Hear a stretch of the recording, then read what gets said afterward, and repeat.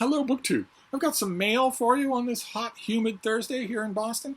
I've got a couple of packages, including one. There's 3 packages in total, and the third package, I know what it is. I haven't seen it yet. I haven't laid my hands on it. But you can expect a squeal or two. But the first two are completely unknown to me. So let's see what we have here. And the third package is not technically a violation of rule number 1. Those of you who are new, rule number 1 on this channel is don't send me a book. Obviously, I have lots and lots of books. I don't need no more. I have lots and lots of books. If you really, really want me to have a book, to pick out a book for you, to pick out a book that I'm going to enjoy on you, if you really want me to have that experience, call up the Brattle Bookshop right here in Boston. I mention them all the time. And say to them, I want to give Steve some store credit. You probably, depending on who you get on the phone, you probably won't even have to use my last name. You probably just say, I want to give Steve some store credit. And they will say, oh, really? Okay, how much? If you want to give me a book, if you have that feeling, do not go to the bother of getting something from your library book sale, putting it in a padded envelope, going to the post office, waiting in line, paying for postage, only for it to get here and me to smile over the fact that I have 5 copies. Don't do that. Instead, if you really want that to happen, then simply pay for some store credit at the Brattle. You will benefit from that because I will make a video about it, talking about what I got with that store credit. But I don't think the third package here is not technically a violation of rule number 1, so we're in the clear. Oh my, okay, this one comes out in February. And it's going to be a lot of fun for all you bookish types out there. Lots and lots of fun. This is by Dennis Duncan, and it is Index, the history of the bookish adventure from medieval manuscripts to the digital age. This is a book about book indexes. Nerds, I tell you. So what have we got here? Oh, well now, you're not helping any, are you? This whole thing is just blurbs. Well, we have the book right in hand. Oh my god, the back of the book is also blurbs. Okay, inside we have at least something. Most of us give little thought to the back of the book. I don't. I go straight to the back of the book if there's an index. It's just where you go to look things up. But here's the secret world of the index, an unsung but extraordinarily everyday tool with illustrious but little-known history. Charting its curious path from the monasteries and universities of 13th century Europe to Silicon Valley in the 21st, Dennis Duncan reveals how the index has saved heretics from the stake, kept politicians from high office, and made us all into the readers we are today. We follow it through the German print shops and Enlightenment coffee houses, novelist living rooms, and university laboratories, encountering emperors and popes, philosophers and prime ministers, poets, librarians, and of course indexers along the way. Duncan reveals the vast role of the index in our evolving literary and intellectual culture. Fantastic. Absolutely fantastic. So I'm not going to read this or pay any attention to it until the new year, but I bet it's going to get reviewed widely. Unfortunately, I'd be willing also to bet that quite a few of those reviews, especially in American journals, will be unbelievably pretentious. Indexes tend to bring that out in people, tend to bring out the pedant in people. I hate that. Well, I'll have to hope the book avoids that fate, but you know, it's still it'll still be a lot of reviews after this. I'll probably review it myself. Then what is this next one? What on earth have we got here? Okay, didn't request this at all. This comes out in April of 2022. Long time from now. Wow. Okay. And it's a fantasy novel. It's by Gamma Ray Martinez. It's by an author who's going under the name of Gamma Ray Martinez. And it's called God of Neverland, a Defenders of Lore novel, with a blurb on the cover by Brandon Sanderson, in which Captain Hook of the Peter Pan stories is fighting with a super hottie. Why would he be fighting with a super hottie? Why?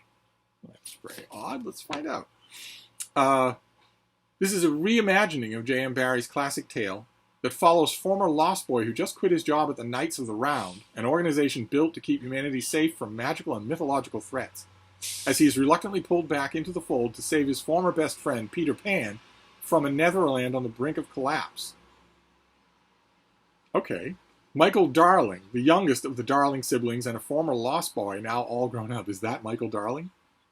Didn't turn out as chubby as I was thinking. returned from Neverland with dreams of continuing his adventuring by way of joining the Knights of the Round. But after a mission gone terribly wrong, he vowed to leave the Knights and finally live as a civilian, finding order and simplicity as a train engineer. The tracks and schedule tables a far cry from the chaos of his youth. He hasn't entered the narrative in years, so what could the Knights need from him now? Maponos, M-A-P-O-N-O-S, O-N-S, or how he's better known, Peter Pan, has gone missing. Neverland is in trouble. For adults, that might not matter all that much, but for children whose dreams and imaginations draw strength from the wild god's power, the magic we take for granted in the real world is in danger of being lost forever. Michael agrees to one last mission. Alongside young knight Vanessa and some old friends, Michael embarks on the ultimate adventure, a journey to a fantasy world to save a god. Determined to stop evil, fight for Neverland, and find Peter, will Michael be able to save magical and the physical world? Or will his biggest fear come true? A clock is ticking. And in Neverland, that's never a good sign. Fantastic. All right, so who is Gamma Ray? Who is Beta Ray Bill? Lives near Salt Lake City with his wife and kids. He moved there solely because he likes mountains. I can think of no other reason to move there. He collects weapons in case he ever needs to supply a medieval battalion, and he greatly resents when work or other real-life things get in the way of writing. He secretly hopes to one day slay a dragon in single combat and doesn't believe in letting pesky little things like reality stand in the way of dreams. Okay. All right. Good for you. Fantastic. All right. So this comes out in the spring of next year. That's kind of wild. It's wild even to think about that. Wild also to think, melancholy, even for me, considering, which is kind of weird because I'm cold all the time, but it's melancholy for me to think that there's a chance that there won't be any winter weather between now and April. That it's just going to stay mid-80s Fahrenheit with 90% humidity. It's 81, 82 degrees today with 97% humidity. And it's been a combination of those two things with almost no variation for a very, very, very long time. It's unheard of that it would happen in October, and it's still happening, and it is going to keep happening throughout the month. It's weird to think. It's weird to think that there will be no feeling of change between now and April. I guess we'll have to wait and see. But those are the two books: A History of the Index and a novel about a grown-up lost boy who goes back to Neverland to save Peter Pan. And then they're neither one of them on my radar.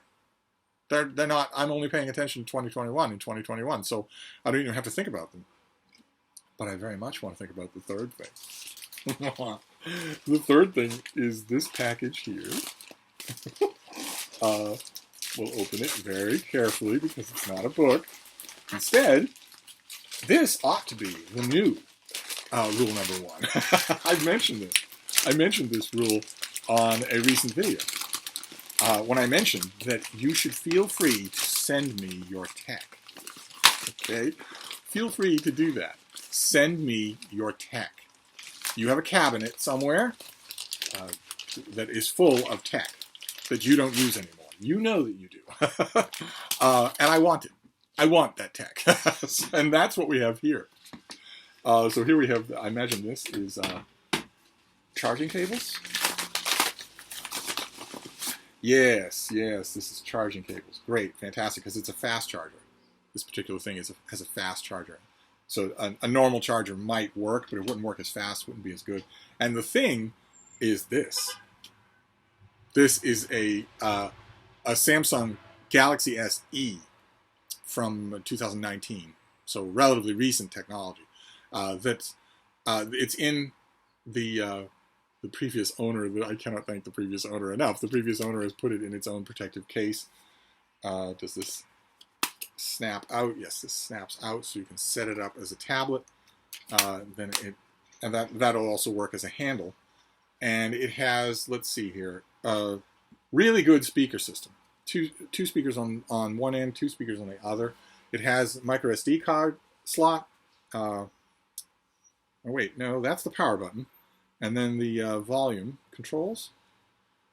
And okay. Okay. This oh my. This protective case is actually covering some features of this device. I'll have to look at that. On one side here, there's also a SIM card tray. You can put in an expandable memory into this thing if you want.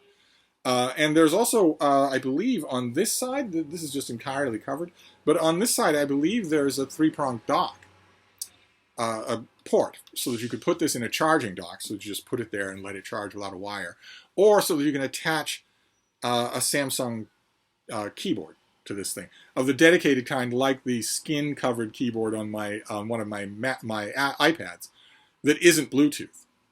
So you don't have to worry about separate cords, you don't have to worry about separate charging. It charges from the device when the device is charged. So it's really, really nice. It's much simpler. I use the keyboard for that iPad all the time. I'll have to check and see. I'll have to take this protective case off here and see what features are on here. I wonder if this has power.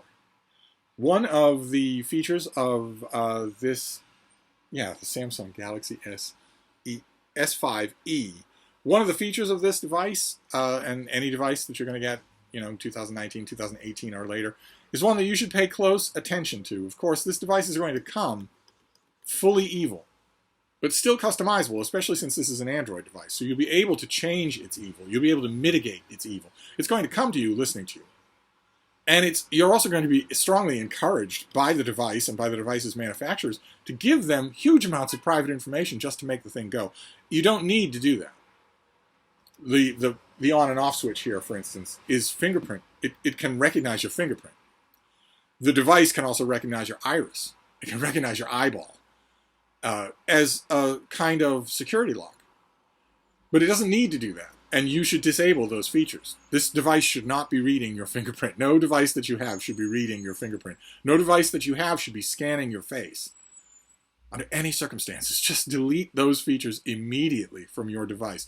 Also, this thing, like most things, will come ready with pop-up bubbles, pop-up windows, pings and pongs and whatnot, all designed. The whole purpose of this device is to keep you using this device. The whole purpose of the device and the whole purpose of all the apps on it is to keep you using it, to the exclusion of all else, including food. People have died of starvation because they cannot leave their device alone, whether it's an iPhone or a gaming computer or whatnot. And that's the whole point. That's how these things are designed. And you want to fight against that as much as possible. And an Android device will be heavily customizable so that you'll be able to fight against that. Your device should not be pinging you. It should not be asking for your attention, ever, under any circumstances. That's incredibly addictive. It's Pavlovian. So don't do it. Don't do it. Disable your notifications everywhere, on everything that you have. Your device should never be talking to you. It should only be one way, the other way. And that's what this will have. I'll have to. Oh my. Wow. Okay, well, you can't really make it out. You're not going to be able to make it out on this camera, especially in this late summer light. But one of the notable features about the Galaxy S5e is the AMOLED display. The display is just incredible in terms of its vitality, in terms of its detail. I'm going to have to set all this up. The person who sent it to me factory wiped it, so I need to set it all up, take a half an hour with it to domesticate it, make sure that I know what it can and cannot do, what it's listening for or not. Tell it that it's not going to turn on with my fingerprint. It's not going to turn on while scanning my face. It's not going to scan my face at all. Then that's another trick that manufacturers do here. They give you, for instance, an Android control to turn off the face scan as a means of unlocking the device. And you think if you turn off the face scan as a means of unlocking the device, then the machine isn't scanning your face anymore. No, it still is. It still is. It's very carefully written that way. It's very carefully set up that way to trick you into thinking that if you shut off that one feature, then the whole of it is not working anymore. But it still is. There's a way to go into the device and make sure that it is not scanning you at all. Not just because all of that information is for sale. Your fingerprint, for sale. All of that is for sale. That's reason enough not to do it. There's also something else, right? Which is no long-term studies have been done on how healthy it is to have your device scanning you. Your device doesn't scan you by looking at you. It scans you by emitting radiation. No long-term studies have been done on how dangerous any of that is. And there's a way to go into your device, even an Apple device, and completely disable it. And you should. You absolutely should. But in the meantime, I have a new tablet that I need to explore. I will set aside half an hour for this thing today. Huh. Now, what have we got here? Okay, so this is a fast charger, and it's this, which is not any of my other chargers. So I'm gonna need to plug that in separately. Okay, that's all right. Well, great. Okay, fantastic. I'm going to have to try not to get distracted by this. I've got a lot of work to do today. But I thank you very much, the sender of this, and let the sender be a pathfinder. Just send me your tech. Send me the tech you don't use. Wipe it clean first, not only literally, I don't want dirt on your machine, but also go into its innards and factory reset it. That's not hard to do. Go into the settings and factory reset it so that it's nice and clean, so I don't have any of your information. Send it to me. I want all the tech in the world. But in the meantime, that's it. 2 books for 2022, and one thing that is eventually going to have thousands of books on it. But it is nothing right now. It's just a piece of metal and glass that I'm going to personalize. So I'm going to wrap this up, but I'll be back. Thank you, BookTube.